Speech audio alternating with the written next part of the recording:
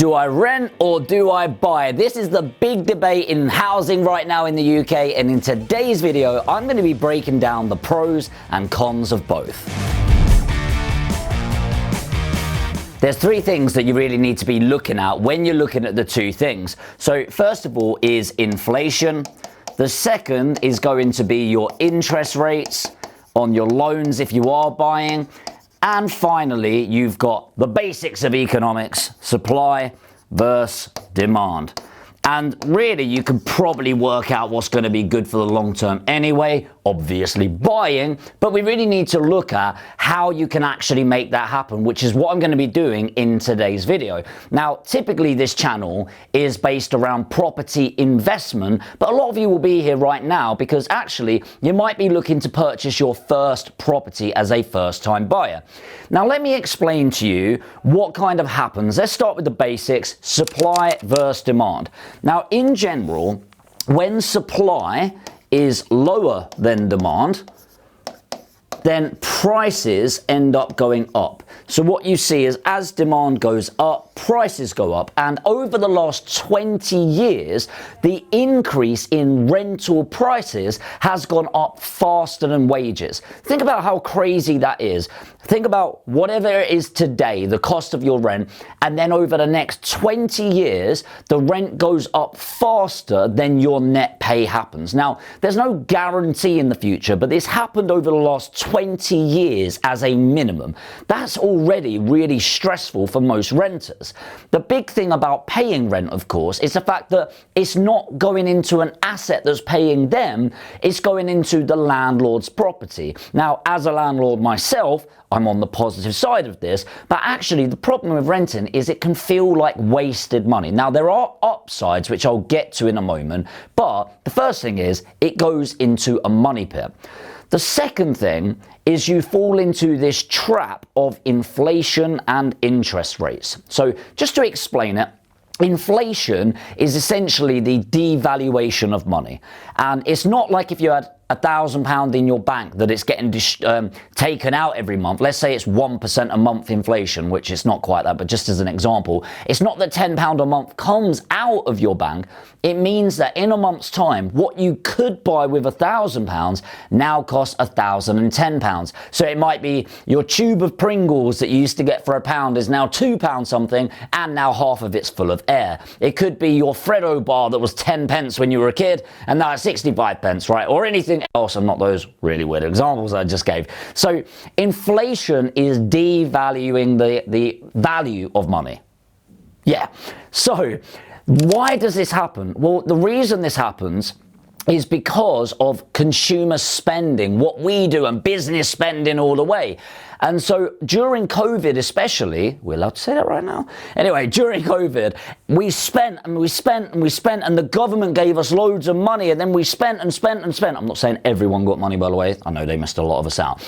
But then what happened is we couldn't keep up with the demand. And again, because the demand was so high and the supply was so low, we end up increasing prices left, right, and center.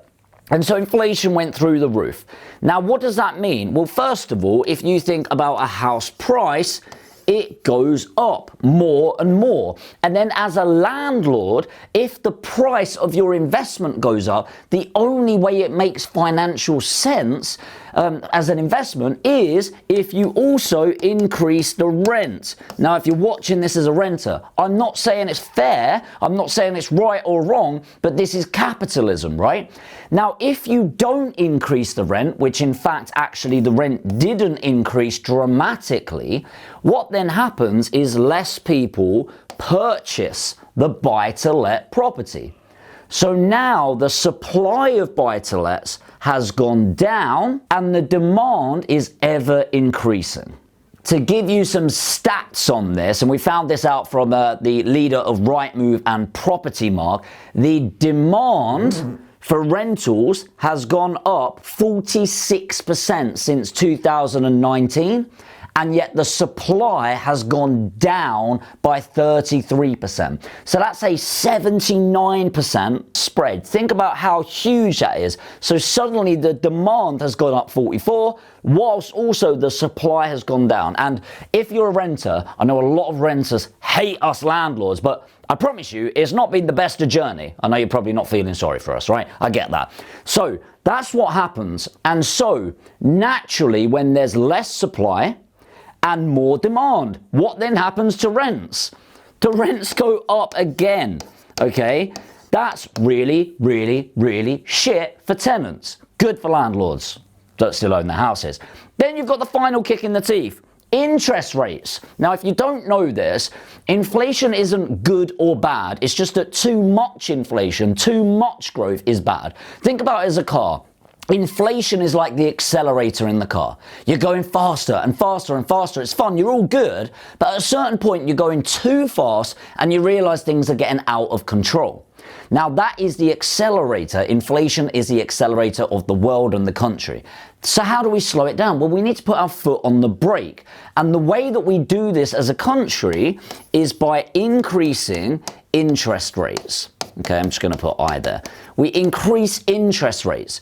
And so we make it more appealing for us to save money, but we also make it harder to borrow money because it gets more and more expensive.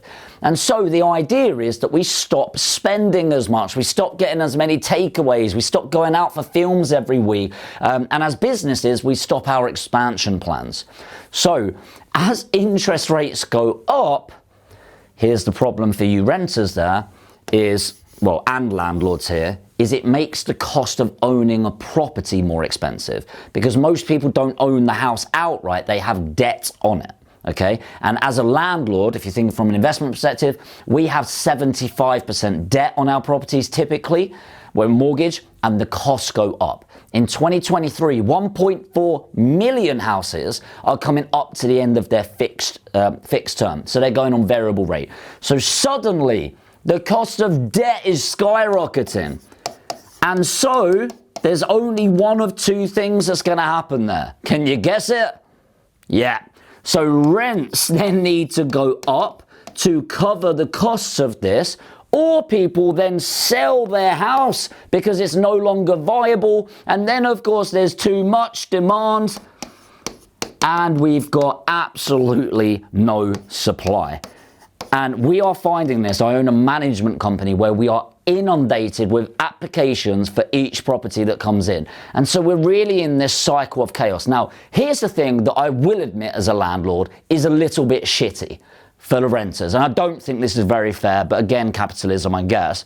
What then happens is inflation then comes down. Okay, now that's the whole aim. We need to slow down the growth. Once inflation goes down, the interest rates get lowered. So I'll just put IR. So you would think then the cost of property goes down, which it does, or owning the property. So landlords will go, hey, I'm making loads more profit now because our costs have got come down, and now I'm going to pass that on to the renter. That ever happened to you? Your landlord gets in touch to reduce your rent?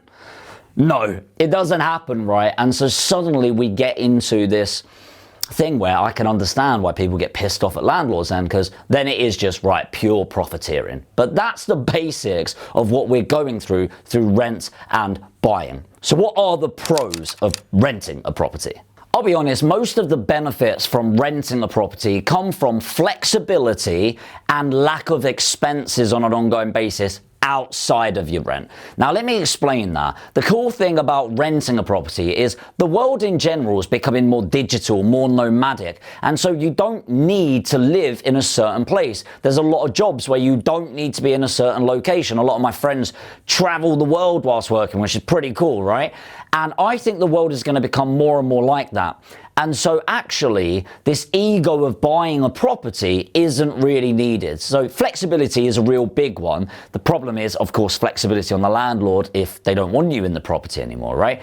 The other big one is lack of ongoing expenses. If you think about when your boiler breaks down, that costs hundreds of pounds to get somebody out. Then it needs fixing, that costs thousands of pounds. Clearing the gutters, a few £100. Getting the driveway cleared, maybe mowing the lawn, all of these different things, maybe furnishing the property, you don't need to worry about. So what I really do like about the concept of renting, if you've got a good landlord, is that things get taken care of things for you rather than you need to do it, subject to having a good landlord, of course. So I would say they're the main benefits, is really that flexibility, and of course you don't need huge amounts of saving.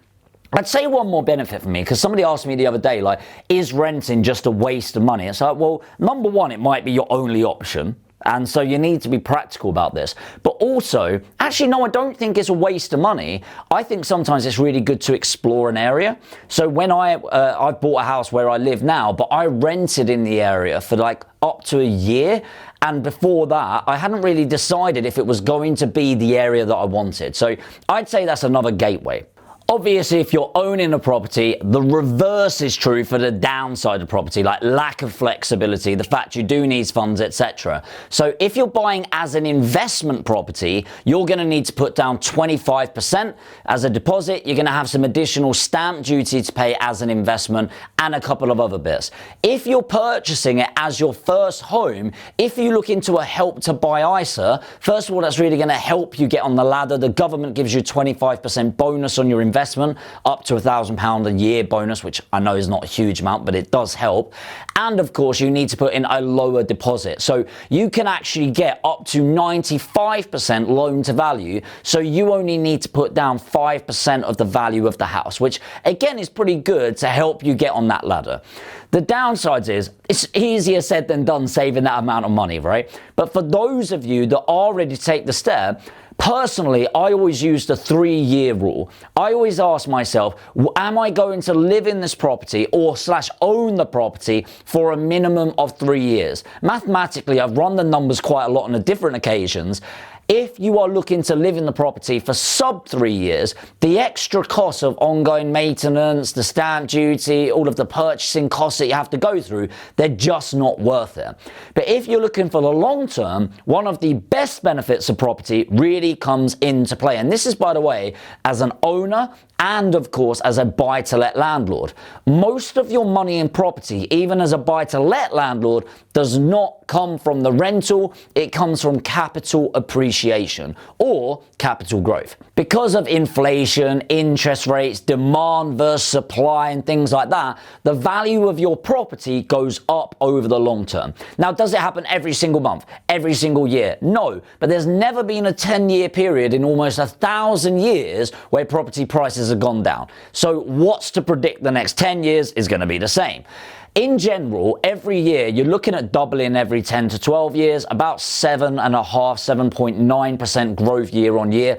But if you conservatively said 5% over the long term, 10, 20 years per annum, that's going to be reasonable. And so if you think about that, because you've got a low deposit in, let's say you put in £10,000 for a £100,000 house, I know there's fees involved, but just bear with me, and you get 5% capital growth, then your money's gone up £5,000, the value of the property, but you only put in 10 grand. That's a 50% return on your investment that's adding into your equity. Obviously, for buy-to-let landlords, it grows and it accumulates, and of course the rent and the rental income goes up over time as well. So the long-term benefit is really from a 3-year on point of view. So my final opinion is, of course you need to look at affordability, of course you need to look at how to do it, but as long as you're investing in a home to live in, or indeed a buy-to-let investment that is in a world-class area, then it's going to be an amazing investment to make for your future. And I know sometimes that's easier said than done, but if you are new to the channel, this could be a really great place for you to learn about finance, develop yourself, and really back yourself into your financial future. So if that is you, make sure to hit the subscribe and the notification bell. And hey, if you're watching this and you're ready to invest in property, but you want our help doing it, well, that's what our company does. And if that's you, you've got 50 grand or more to invest in a buy-to-let property, put APG in the comments and we'll be in touch.